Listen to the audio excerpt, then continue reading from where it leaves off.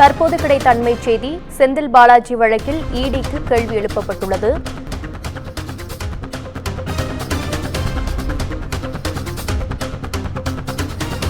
செந்தில் பாலாஜி வழக்கில் ஆதாரமாக கூறப்பட்ட பென்டிரைவின் தகவல்கள் கூட அமலாக்கத்துறையிடம் இல்லையா என்று உச்சநீதிமன்றம் கேள்வி எழுப்பியுள்ளது.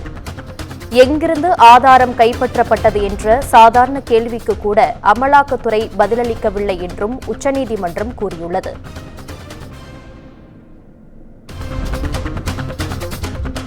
செந்தில் பாலாஜி வழக்கில் ஆதாரமாக கூறப்பட்ட பென்டிரைவின் தகவல்கள் கூட அமலாக்கத்துறையிடம் இல்லையா என்று உச்சநீதிமன்றம் கேள்வி எழுப்பியிருக்கிறது. இதுகுறித்த கூடுதல் விவரங்களை எமது தலைமை செய்தியாளர் சிவா வழங்க கேட்கலாம். வணக்கம் சிவா, அது குறித்த கூடுதல் விவரம் என்ன? சுகன்யா, முன்னாள் அமைச்சர் செந்தில் பாலாஜி ஜாமீன் கோரி உச்சநீதிமன்றத்தில் தாக்கல் செய்துள்ள இந்த மனு மீதான விசாரணை என்பது இன்று நடத்தப்பட்டது. இந்த விசாரணையில் அமலாக்கத்துறைக்கு உச்சநீதிமன்றம் பல்வேறு அடுக்கடுக்கான கேள்விகளை முன்வைத்தது. ஆனால்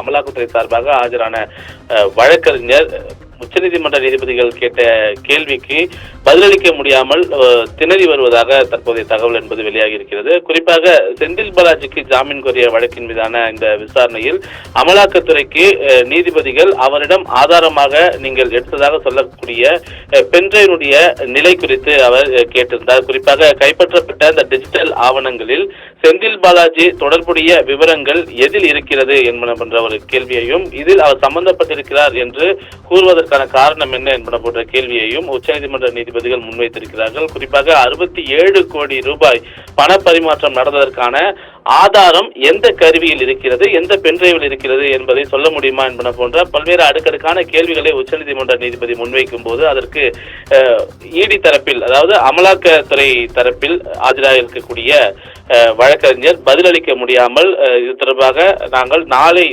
தங்களுடைய பதிலை வழங்குகிறோம் என்று தெரிவித்திருந்தார். இதனால் இந்த வழக்கினுடைய விசாரணை என்பது நாளை ஒத்திவைக்கப்படுவதாக உச்சநீதிமன்ற நீதிபதிகள் தெரிவித்திருக்கிறார்கள். குறிப்பாக இந்த வழக்கில் சாதாரண கேள்விகளுக்கே உங்களிடம் பதில் இல்லையா என்று அமலாக்கத்துறை சார்பாக ஆஜரான வழக்கறிஞர் துஷார் மேத்தாவிடம் நீதிபதிகள் கேள்வி எழுப்பும் போது அவர் இது தொடர்பாக தங்களிடம் பதில் நாளைக்கு தான் நாங்கள் நீதிமன்றத்தில் முன்வைக்க முடியும், எனவே உங்களிடம் இந்த பதில் இல்லை என்றால் நாளை பதிலோடு வாருங்கள் என்று, அதன் பிறகு இந்த வழக்கை நாங்கள் விசாரிக்கிறோம் என்றும் உச்சநீதிமன்ற நீதிபதிகள் தெரிவித்திருக்கக்கூடிய நிலையில்தான் இந்த வழக்கினுடைய விசாரணை என்பது நாளைய தினம் ஒத்திவைக்கப்பட்டிருக்கின்றது. சுகன்யா, உங்கள் விவரங்களுக்கு நன்றி சிவா.